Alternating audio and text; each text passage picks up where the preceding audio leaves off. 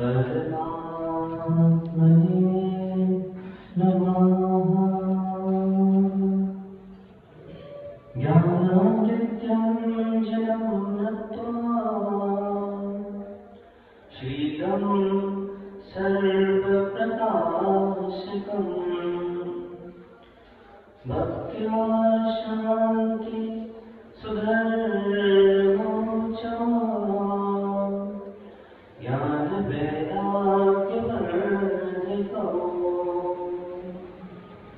किच्चाहंतारं सिद्धान्तहराडम्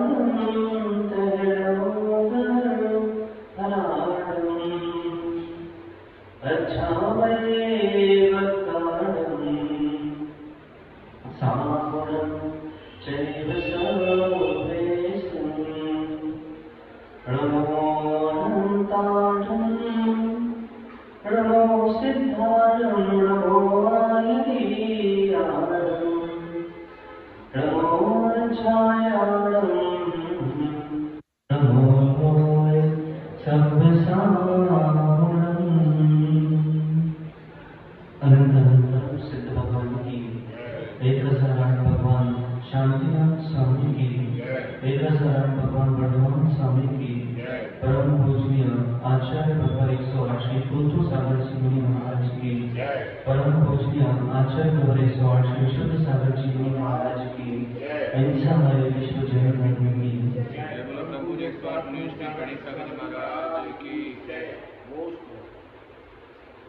अहो सिद्धों, सिद्धत्व, स्वात्म साधना, निर्ग्रंथता, तत्व प्रतीति व शुद्ध आराधना, जिन जिन जीवों ने तत्व पंचम को प्रवृत्ति कर ली, वे सभी जीव पंचम गति के अन्वेषक बन पंचम गति को प्राप्त हो गए।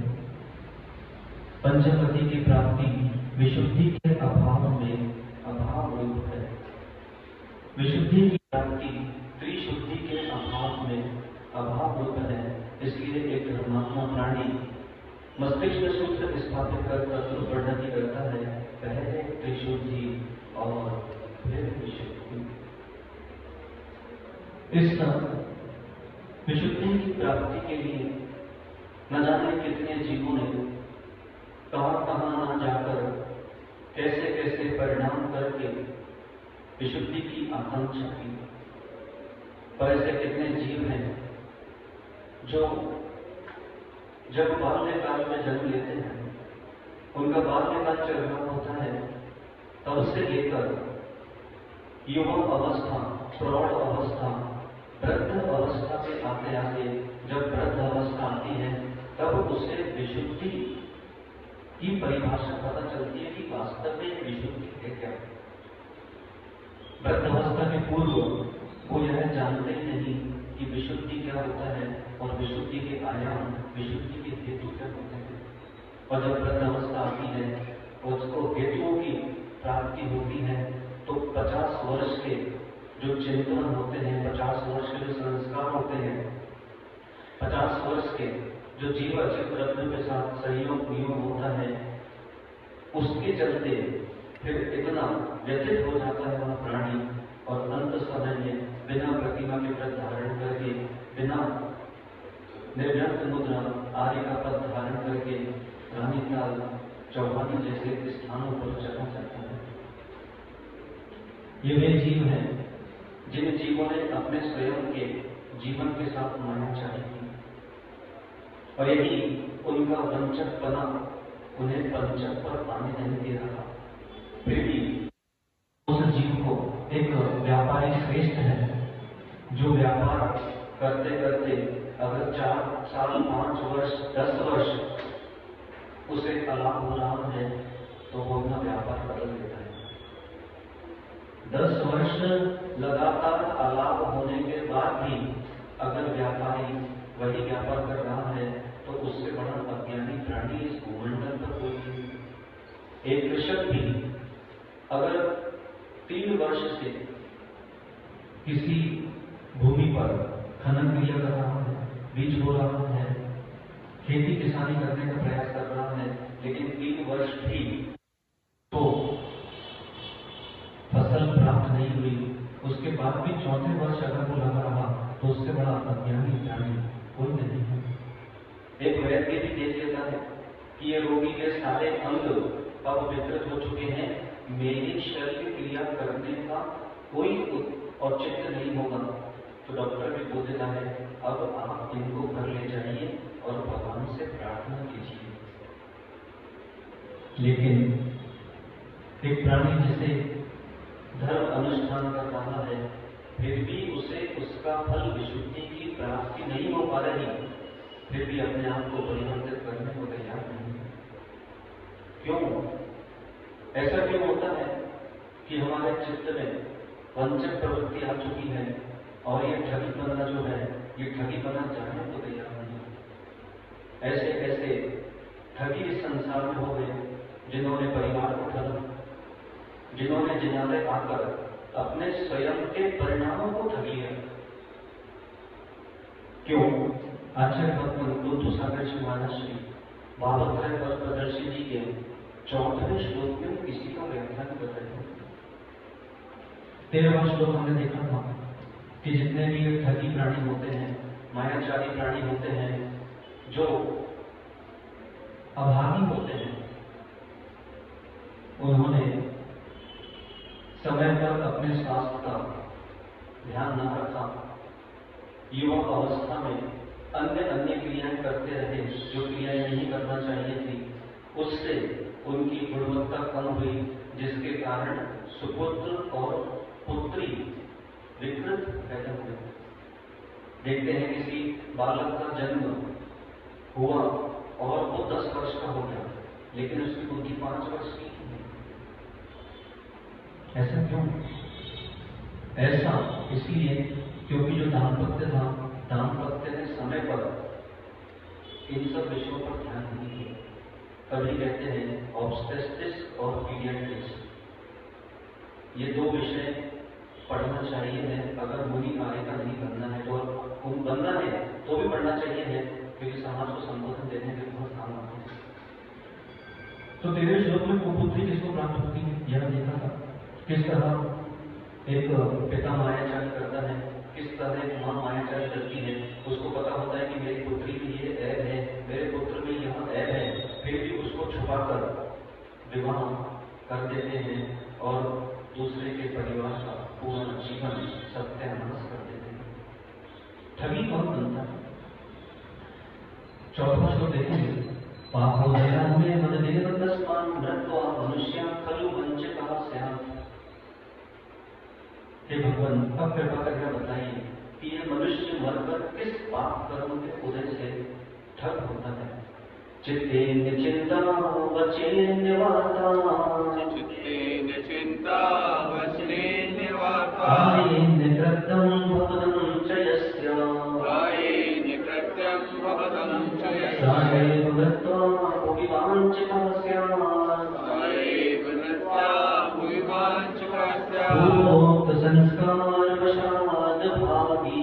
पूर्वोक्त संस्कारवशात् भागी। उच्चारण करेंगे। चित्तेन चिंता वचनेन वार्ता, कायेन कृतं भवनं च यस्य, सायैव मृत्वा भुविवाञ्छितः स्यात्, पूर्वोक्त संस्कारवशात् भागी। सः एव मृत्वा भुविवाञ्छितः स्यात्। वह जीव मरकर भूमि अर्थात पृथ्वी पर अधिकरण कारक में भू धातु से यह शब्द निर्मित हुआ है। वांछितः स्यात्, वह पृथ्वी पर मरकर वंचक बनता है। पूर्वोक्त संस्कार वशात अभागी, मारा को भागी दिखता है। तो जो जिनके दिमाग में फोटो चल रही होगी या भविष्य में जिनको इस श्लोक का अर्थ भिन्न अभिप्राय से ग्रहण करना है, वो 14वें श्लोक का अर्थ निकालेगा भागी। भागी मतलब होता है जिसका भाग तेज है, उसे भागी कहते हैं। तो बोलेगा ये कार्य जो करते हैं वही तो भाग्यवान है, वही भागी है। जबकि संस्कृत व्याकरण में व्यंजन संधि के प्रकरण में कातन रूपमाला ग्रंथ सर्ववर्माचार्य भावसेन विविधाचार्य जी के द्वारा जो रचित ग्रंथ है, उसमें जब 68वां श्लोक देखेंगे, वर्णना प्रथमा प्रधानता स्वघोष वसु प्रक्रिया। तो प्रथम वर्ग का तृतीय वर्ग हो जाया करता है, ऐसा संस्कृत में नियम चलता है। जैसे कई जगह आप देखेंगे सम्यक दर्शन, तो ग लिखा होता है। कई जगह देखेंगे जहां पे संधि किया हुआ है, विच्छेद किया है, वहां पे सम्यक दर्शन क लिखा होता है। क्यों? क्योंकि प्रथम का वो तृतीय हो गया है, व्याकरण पढ़ना अनिवार्य है। पूर्वार्थ संस्कार वशात अभागी, मतलब पूर्व संस्कार के वश से वह अभागी बनता है। और चिंते चिंता, तो चित्ते चित्ते अन्य चिंता, अर्थात मन में कुछ चिंतन चल रहा है और दर्शन कुछ और रहा है। वच्चिदेन वार्ता, अंतरंग में स्थिति कुछ और चल रही है और वचन में कुछ और चल रही है। जैसे लोग महाराज के पास आते हैं, महाराज के पास प्रश्न लेकर केवल वही जिज्ञासु आते हैं जिनके पास उस प्रश्न का उत्तर पहले से ही होता है। बिल्कुल परिस्थिति पहले से उत्तर होगा, लेकिन स्वयं उसकी पुष्टि महाराज से कराना चाहते हैं ताकि बाहर जाकर ये बोला जाए कि महाराज ने कही थी, हमारे मन ने नहीं कही। तो ऐसे भी जीव हैं जिन्होंने धर्म स्थान पर भी अपना ठगीपना नहीं छोड़ा। कायेन कर्तव्यम भवदम च यस्य, काय अन्य कर्तव्यम, मतलब शरीर से कुछ और भी काम करता है। भवदम च यस्य, वह इस संबंध में मतलब पूरा क्या हुआ कि जो पुरुष अपने मन में कुछ और ही चिंतन करता है, वचन में कुछ और ही रखता है और शरीर से कुछ और ही चेष्टा करता है, वह इस प्रकार जन्म मरण रूप संस्कार को बढ़ाने वाली ठगाई करता है और अभागी बनता है। तो बहुत कठिन है यह, जिनको लग रहा है कि इस शरीर से मोक्ष हो पाएगा। उसने स्वास्थ्य कैसा, राजा भाई से पूछा, राजा भाई स्वास्थ्य कैसा है? स्वास्थ्य कैसा है? बोले महाराज मेरा स्वास्थ्य ठीक है। अंकित स्वास्थ्य, चलिए स्वास्थ्य बढ़िया। स्वास्थ्य की परिभाषा कुछ भिन्न है और हमने इस स्वास्थ्य को अपने शरीर से संबंधित लगा लिया।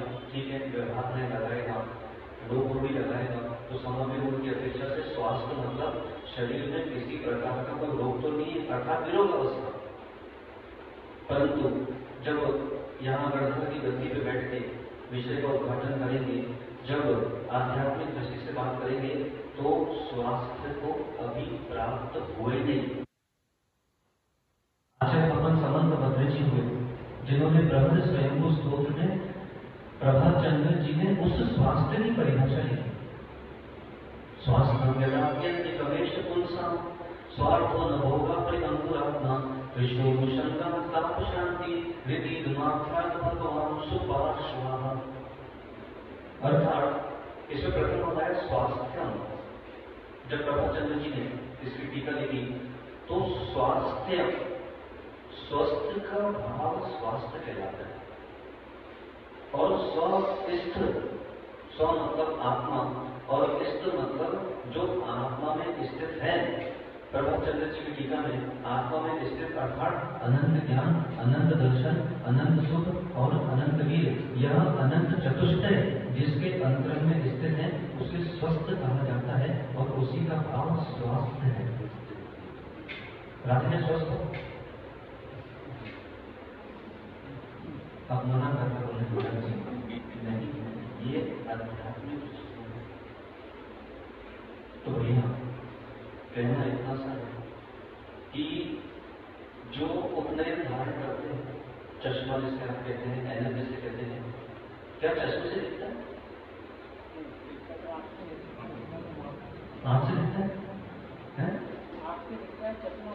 आंख देखती है, आंख देखती है। आंख देखती है? खुद पूछो, आंख देखती है? कहने में तो आता है, मतलब कहने में तो हजारों चीजें आती है। यहाँ पर जो कहने में आता है वो नहीं कहा जाता, जो कहा गया है वो कहने में आता है। ये जो जहाँ जैसे स्थान में लोग बैठे हैं, ये स्थान साधारण स्थान नहीं है। और ये स्थान साधारण वस्त्रधारियों में जो चिंतन चल रहे हैं, उन चिंतनों से परे ये स्थान है। आंखें देखती नहीं, मात्र एक माध्यम है। एक बहुत पूर्व चलचित्र आया था, आंखें, देखिए उसमें एक बैंक को लूटना था और अमिताभ बच्चन का कोच होता है और उसमें जो जितने भी चोर होते हैं, जो लूटने वाले होते हैं, किसी को दिखता नहीं है, सबकी आंखें नहीं होती, सूरदास होता है। फिर भी जब नहीं एक काम करना, जाके देखना, छोटी थी हमने तो उसे देखी नहीं है। तो जब वो बैंक के अंदर घुसते हैं तो उनको कैसे पता होता है कि यहाँ पर टेबल रखी है? आंखें तो होती नहीं, फिर भी वो कैसे दिख जाता है? तो ज्ञान दर्शन गुण आंखों का नहीं है, ज्ञान दर्शन गुण आत्मा का। आत्मा देखती है आंखों के आश्रय को लेकर, समझ रहे हैं? इसलिए कई ऐसे जीव होते हैं जिनकी आंखों की रोशनी नहीं होती है, फिर भी उनका मस्तिष्क ये पकड़ लेता है कि सामने से कौन आ रहा है। इसे आपकी भाषा में कहें तो इंट्यूशन कहा जाता है। ये भी एक बहुत बड़ा अभ्यास है। ये अभ्यास एक मां को, अपने बालक, विशेषकर अपनी बालिका को देना चाहिए है, पर वर्तमान की माताएं इस अभ्यास से अनभिज्ञ हैं, क्योंकि उनकी माताओं ने खुद तो अभ्यास नहीं किया, तो ये क्या अभ्यास करेंगे? एक बहुत गंभीर विषय है कि आपके बालक बालिकाओं का पंच इंद्रिय सशक्तिकरण, अर्थात बालिका चल रही है, सुनिए गंभीर विषय, बालिका रोड पर चल रही है, पीछे 100 मीटर पर एक कोई युवा उसको फॉलो कर रहा है, आपकी भाषा में कहे तो उसका अनुसरण कर रहा है, तो उस बालिका को 100 मीटर 200 मीटर पर ही पता चल जाना चाहिए कि मेरा पीछे कर रहा है, बिना पीछे देखे। यह अभ्यास है और यह अभ्यास देने के लिए बहुत बृहद प्रशिक्षण करना।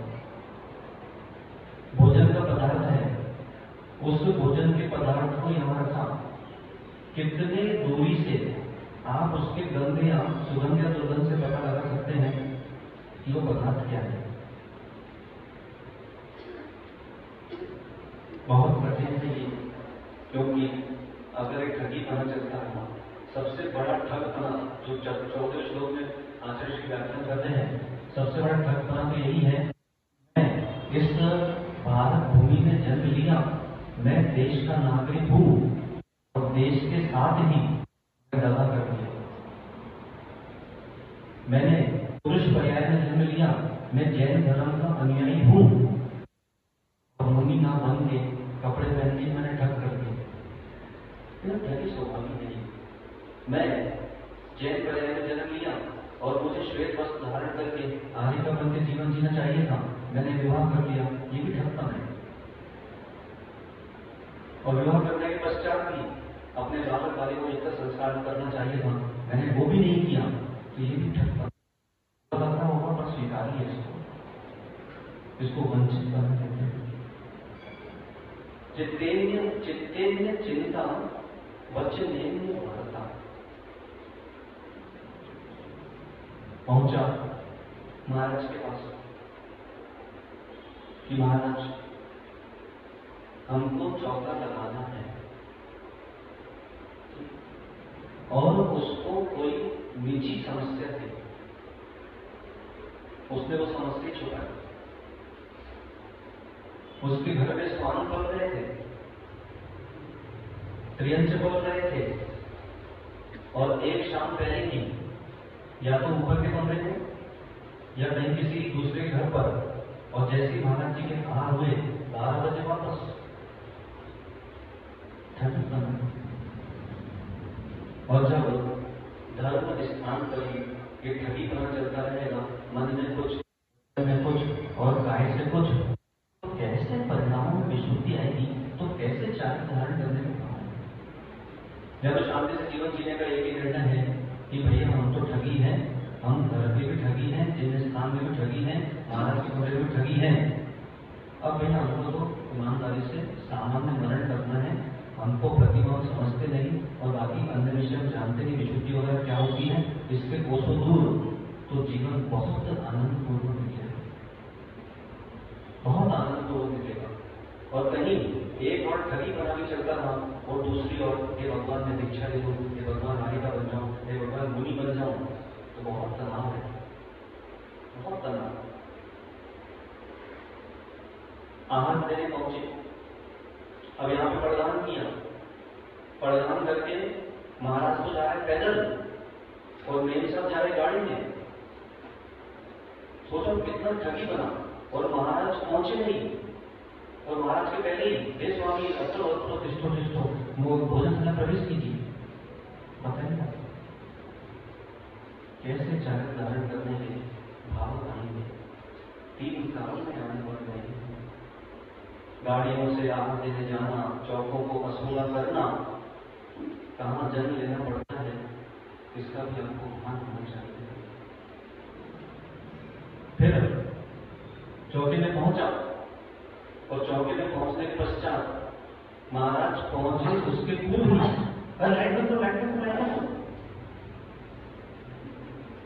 और बाद में कहता है कि महाराज हमने बिना लाइट के भोजन बनाया, ठगी बना। देखो से आप कितना, मतलब पंच परमेष्टि के साथ एक बार अगर एक ठग करने के भाव आना प्रारंभ हो गए, तो फिर संसारी जीवों के साथ तू क्या करता होगा, फिर तू जाने और तेरी परिणति जाने। ऐसे कई जीवों ने बहुत ठगी। महाराज को ले रहे, महाराज चलिए चलिए महाराज जी हमारे यहाँ अनुष्ठान है। तो महाराज को लग रहा कि कितना धार्मिक प्राणी है, बताओ पंच परमेष्टि के प्रति कितनी विनय। और जैसे वहां पहुंचे तो पता चला कि पुरानी बोलियां शेष थी और महाराज को मंच पे बिठा के पैसे इकट्ठे करवाना था। ये चल रहा है, चल रहा देश में, कितना ठगी करना। चातुर्मासों में भी बुलाने आया कि महाराज चलिए चातुर्मास कर महाराज जी, और बाद में पता चला कि कोई जमीन लेनी थी और पूरा चतुर्मास में मात्र एक ही उद्देश्य था, ऐसे ही करके 2-3 करोड़ रुपए इकट्ठे हैं, बाकी शाम ज्ञानी रहे तो भी ठीक, अज्ञानी रहे तो भी ठीक, महाराज जैसा है महाराज जाने, हमको तो पैसा होना।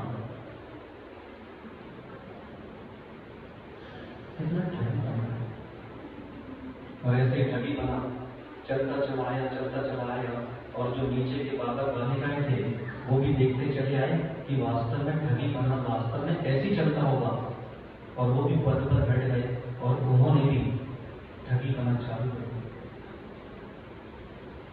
दिया।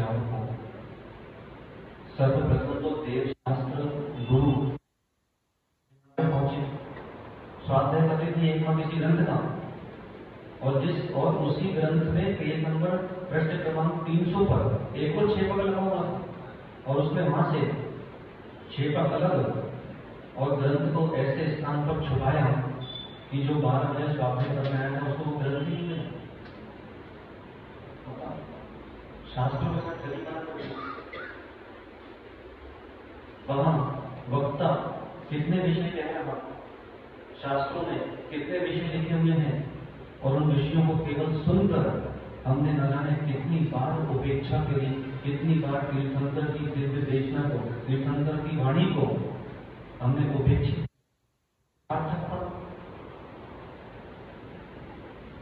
और ऐसे में चारित्र धारण करना चाहते हैं, उनके लाइफ कैसे संभव है, अंदर की बात बाहर की बात। वही बहुत लौकिक सा दृष्टांत आपने सुने होगा कि 4 प्रकार के जीव होते हैं। पहले के जीव बेर की तरह होते हैं, लौकिक दृष्टांत है, कोई बहुत बड़ा तो नहीं है, पहले जीव बेर की तरह होते हैं, दूसरे रसगुल्ले की तरह होते हैं, तीसरे नारियल की तरह होते हैं और चौथे सुपारी की तरह होते हैं। ये 4 प्रकार के जीव। सुपारी की तरह वाले जीव जो बाहर से भी ठगी, अंदर से भी ठगी, पूरा एकदम कठोर। बेर की तरह वाले जो बाहर से ठगी, बाहर से नरम है, बाहर से सरल दिख रहा और अंदर से ठगी कठोर। तीसरे प्रकार के रसगुल्ले वाले, एक बार में खाओ सीधा अंदर, जो बाहर से भी सरल है और अंदर से भी सरल है। और चौथे प्रकार के नारियल वाले, उनकी तो 3 परतें होती,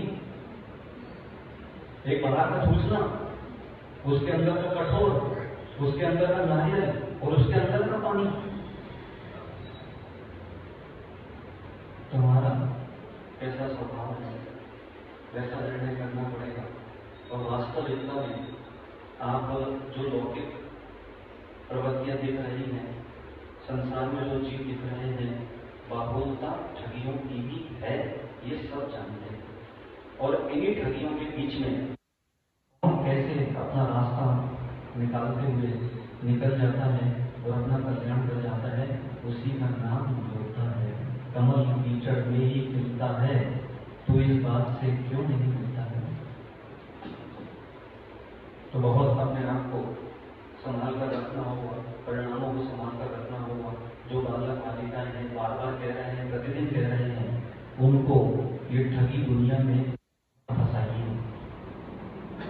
क्योंकि अगर उनको ठगी दुनिया में फंसा दिया और उनको समय पर ये शिक्षा नहीं दी कि बेटा सत्य जीवन, आर्य का जीवन और सत्य जीवन वही जीवन है, तो जब वो स्वयं 40 साल के होंगे और उनको पता चलेगा कि बाप रे अब तो ऐसा है, और मेरी माँ ने मुझसे छुपा के रखा, मेरे पिता ने मुझसे छुपा के रखा, मेरे पिता ने बताया ही नहीं आज तक कि संतान को जन्म देने के बाद कितने जबरदस्त है। मेरी माँ ने आज तक मुझे बताया नहीं कि विवाह करने के बाद बाप रे 24 घंटे सर दुखता है। मतलब मेरे माता पिता ने मेरे साथ छल कर दिया। और फिर उस समय 30-40 साल की उम्र में जब माता पिता के प्रति जो अश्रद्धा खड़ी होती है, फिर श्रद्धा खड़ी होती नहीं और सीधा सामान पैक होता है और विदेश में जाके ऐसे सेट होते हैं, फोन लगा दो नहीं आने वाले। और अगर पुण्य तेज रहा तो मरण के पहले आ जाएगा, वरना लाश पड़ी रहेगी तो भी नहीं आएगा। मेरी मीटिंग है, पैसे भेज दिए हैं, आप लोग संस्कार कर लीजिए। ये भी देखने में बहुत आ रहे हैं। एक छलिया छल कर रहा तो हमारा भी भाव होता है कि हम भी छल करें, क्योंकि अगर उसने छल कर दिया और हमने छल नहीं किया, उसकी जीत हो जाएगी, हमारी हार हो जाएगी। मान बैठे समाप्त करते हैं, कल समझते हैं। मत कर छल,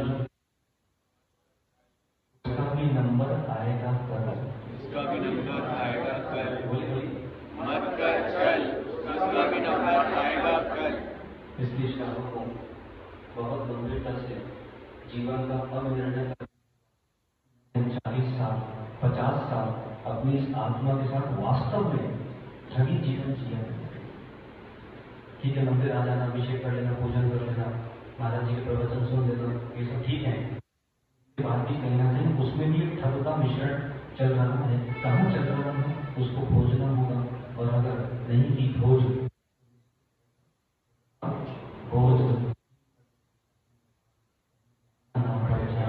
रानी भगवान से नियमित रूप से भगवान को बना दो ना, और हमें भी भगवान बना दो ना।